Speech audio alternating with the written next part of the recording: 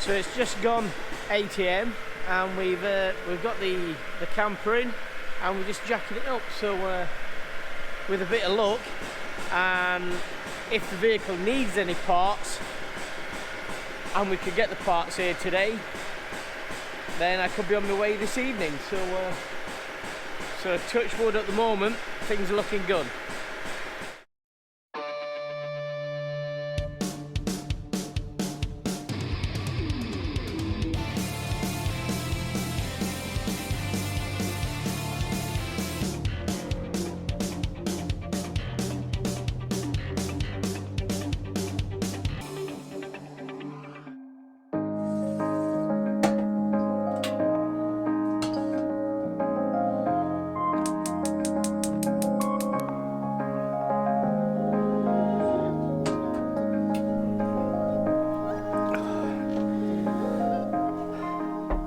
Thanks for joining us, guys. What an interesting start to the end of lockdown. Yeah, it's been an interesting week or so. I'm actually at a position now where I should have been 12 months ago, finishing work and then setting off travelling. And well, this is where I am. I've just come out of lockdown and I've started travelling now. So life on the open road. It's been an interesting week and a learning week as well. Having 240 power on tap is great. It's fantastic. I haven't had that this week, so I've been firing up the generator. I've been topping up the warm water with the kettle water to wash the pots and everything. So it's been an interesting week and a learning week as well.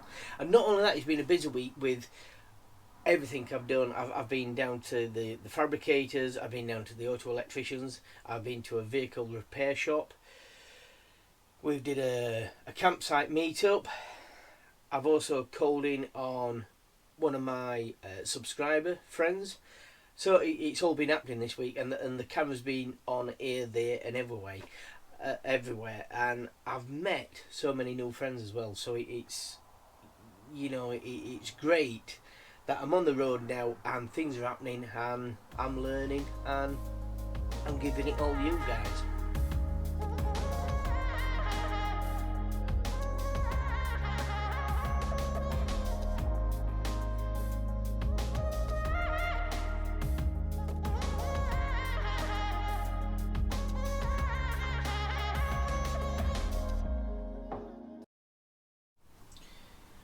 See the big fat pheasant there? They've been running about all morning. They have chasing each other. So we'll start this week where I've left the fabricators and I've gone down to the auto electricians to have the new fuel gauge fitted. So I called in Sheffield, fabricated a bracket which were just a piece of aluminium, 90-degree bend, couple of holes in the back, and a hole in the centre for the fuel gauge. So this is the new fuel gauge. I actually got this with the fuel tank.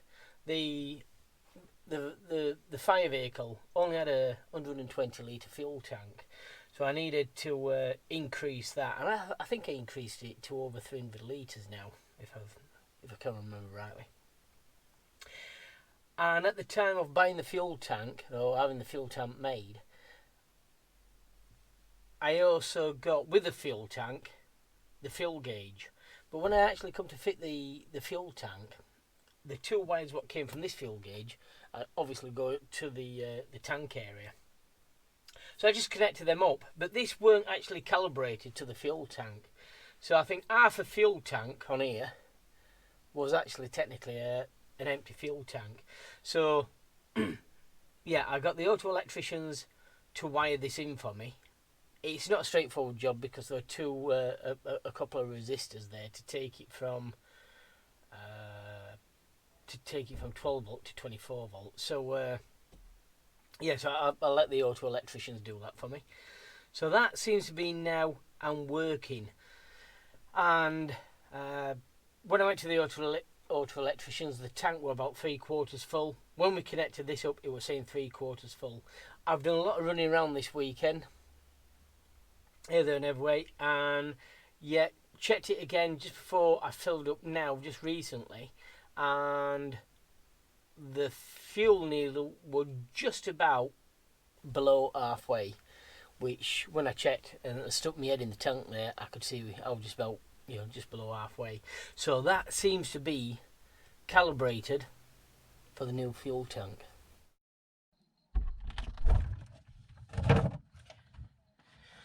So after the O2 electricians, I made my way over to the other side of sunny Doncaster for a little bit of a meet-up with some fellow YouTubers.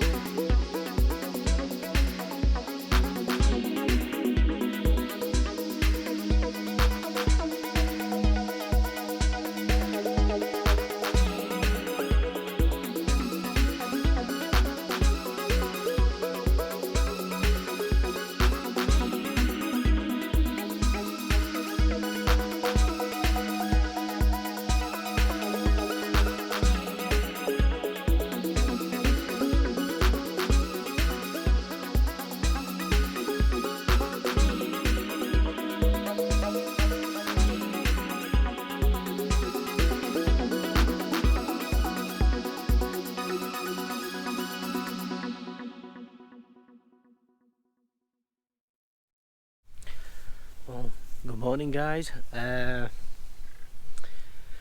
Well, restrictions are getting eased and we're at our first mate just outside Doncaster, and I'm here with quite a lot of van lifers and YouTubers, so I'm fortunate to be invited along, and yeah, we've had a great weekend. In fact, a great weekend to a funny week, to be quite fair.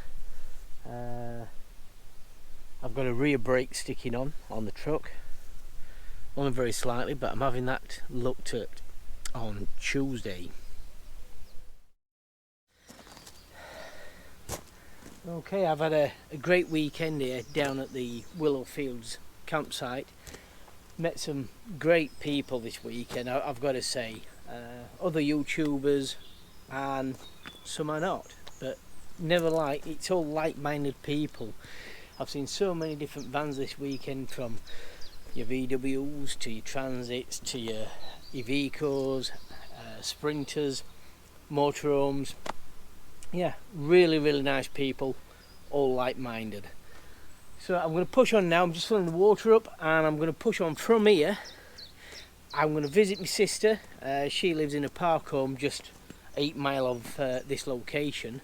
I've not seen my sister now, I don't know, 6 or 7 months, and where she actually lives I've not seen in 18 months. So while I'm over here in this area, I'm going to visit my sister, and then from there I'm going to head back into Rotherham, where hopefully I'm going to get a service on the rear brakes.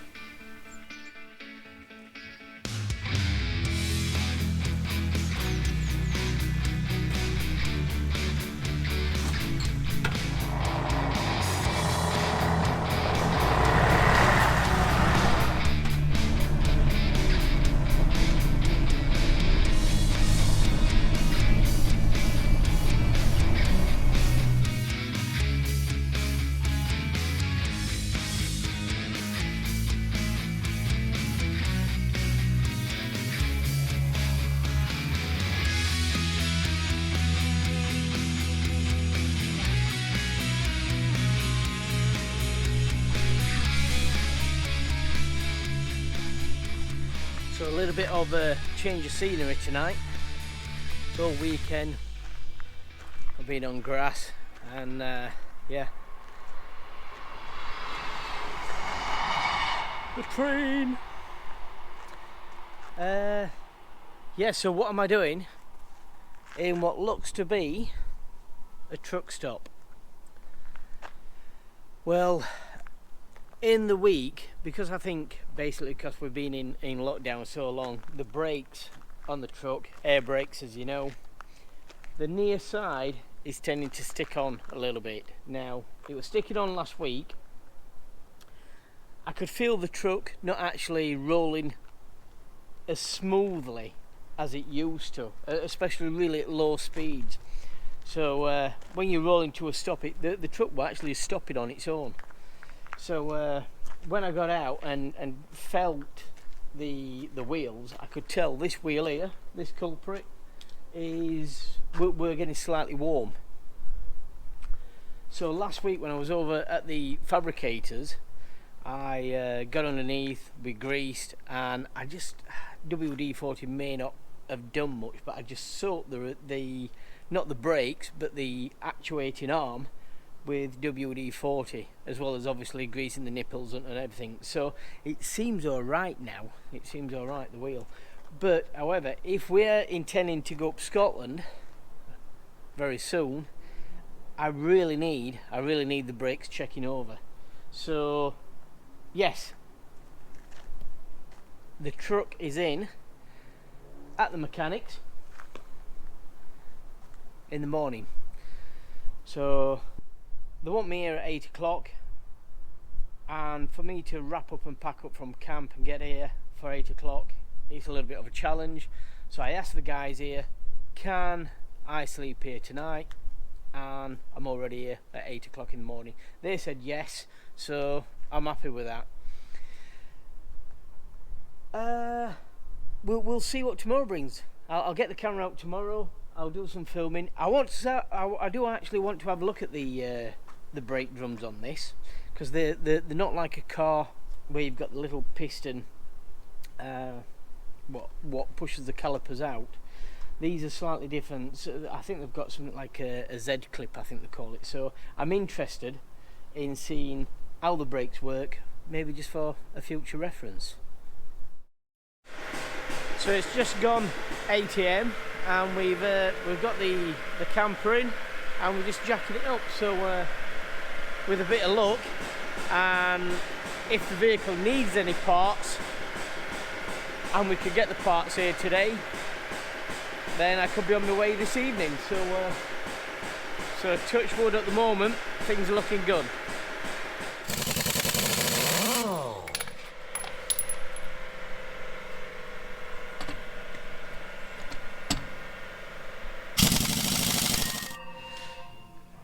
Yeah, so we've got the mechanic blowing off the offside. He's going to blow the dust out and just clean it up. So that's like brand new, that side, but there's a problem with the near side. So well, we'll keep you posted. It's not pivot, it's not shoe. No.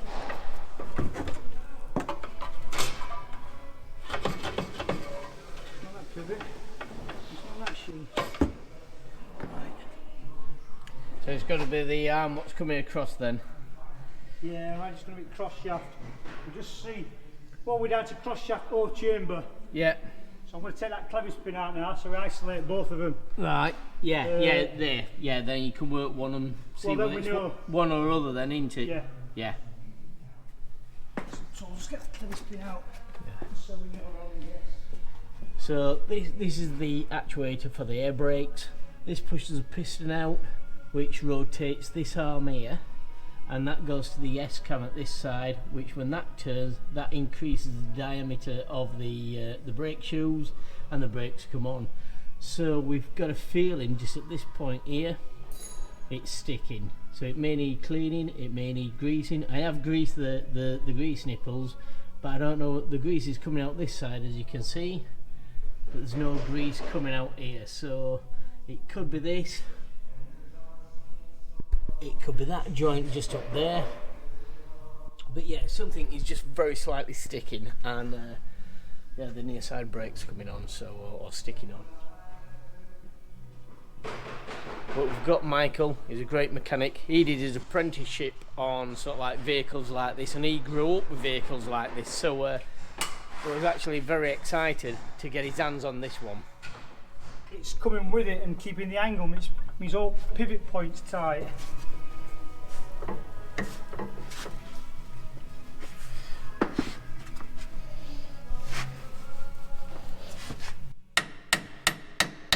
That's definitely what's up with it. That's good.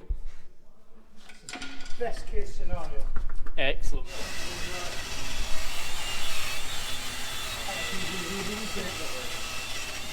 Are you ready?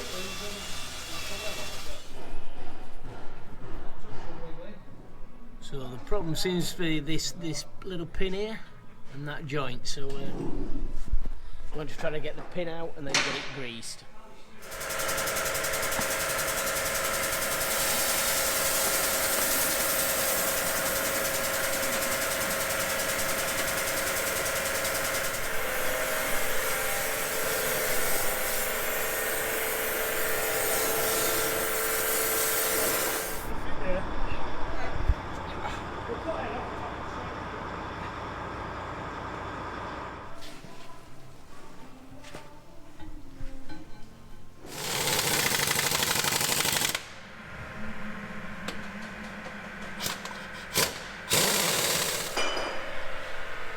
So we got the wheel back on, everything's alright. It was just a little pin, what was causing the problem. It was seized, so a new pin's gone in there and the wheel's back on, so we're ready to roll.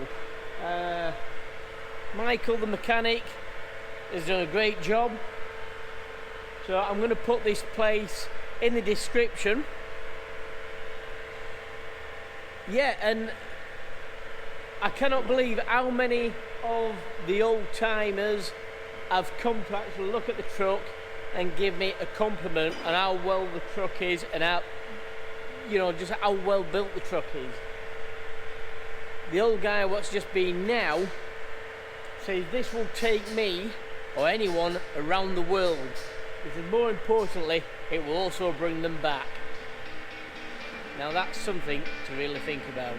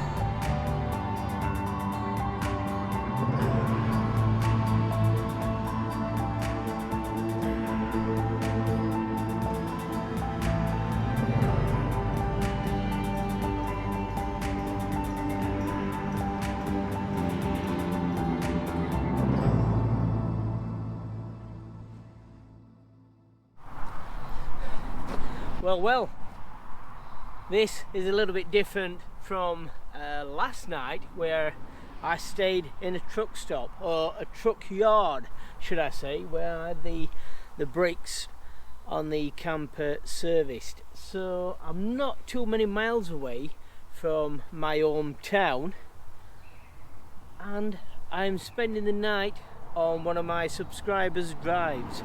So I'm going to say thanks to that couple for allowing me to stay here and do a little bit of filming. As you can see, they have a beautiful house and a couple of beautiful dogs too. But no, thanks to subscribers, it makes filming all the worthwhile, and you know, this is great. One of my subscribers has reached out to me and said, you know, if you like, stop here. So I'm really chuffed to bits with that, and like I say, thank you. So where am I? I'm just on the outskirts of Wentworth, and this is part of the Wentworth estate. So it's the Fitzwilliam estate in Wentworth. Now this is a massive estate, and like I said, this is the area where I grew up. So I've passed this house so many times but not realised, you know, who lived here. I haven't really explored the estate neither. We've seen Wentworth House, and I've visited that many times, had many an ice cream there as well. So it's a really nice place to come and visit. It's currently, I believe, not open yet to the public. However, because I'm here, I've just been granted a little bit of access to go and explore. So what we're going to do is firstly take a walk up this track. We're going to see what we can find, and then if my friend here will give us a little bit of a guided tour and explain one or two things what we're looking at, because to be honest with you, like most of us, we never really know much about his local history. So and I'm quite sure this guy knows a little bit more than what I'm going to twaffle on about. So let's take a walk up here first, and we can see what we can find.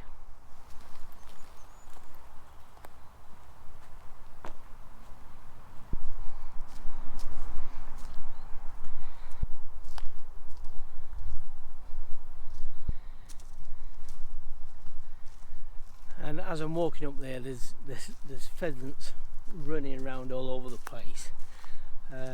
I would imagine there'll be plenty of foxes and owls around here, so I may have to keep an ear open and keep my eyes open, especially tonight. Although I don't think these skyrockets are going very far. I'm no expert on that, but there you go. Some lovely old trees. And it's a nice time of year, spring. I mean, we've got a lot of new shoots coming out now, so it's nice to see.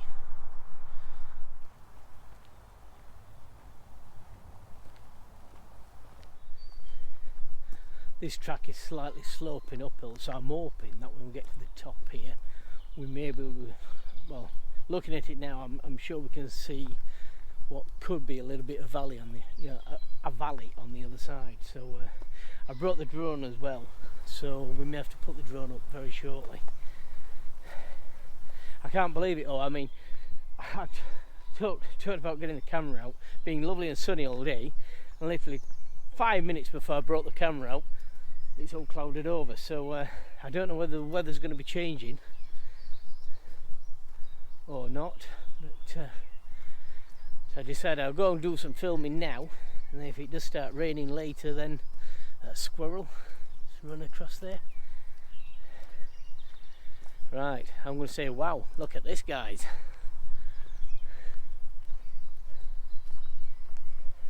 So I reckon this could be the mausoleum.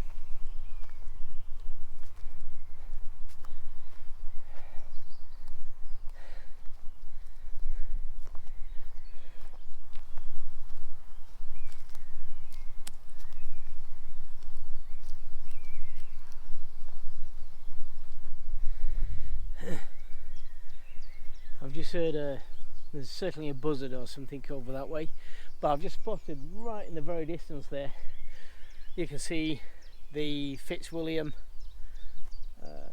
house right in the distance. So what a great place to have a picnic here in the summer, eh?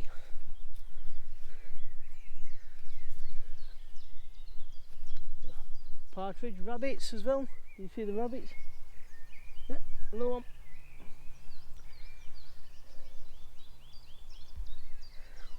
Wabbits. So yeah, loads of wildlife, and I'm here talking and shouting. I'm probably scaring it all off. I know they do have deer on this estate. Whether it's here, whether it's further back, or whether it's over there, I'm not really quite sure. Again, I can see another building in the distance there.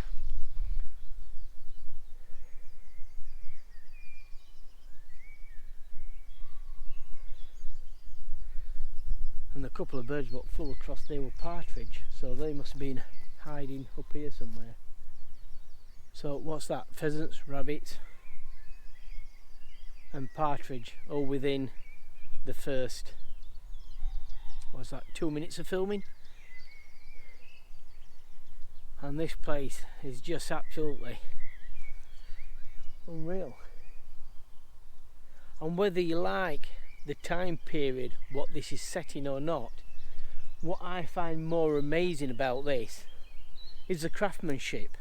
Now I'm quite sure we may be able to get into this at some point, because my friend has got a key. So but yeah, just looking at the craftsmanship there and being a joiner myself, I can appreciate the amount of work what's gone into that. Just looking at the stonework on the outside.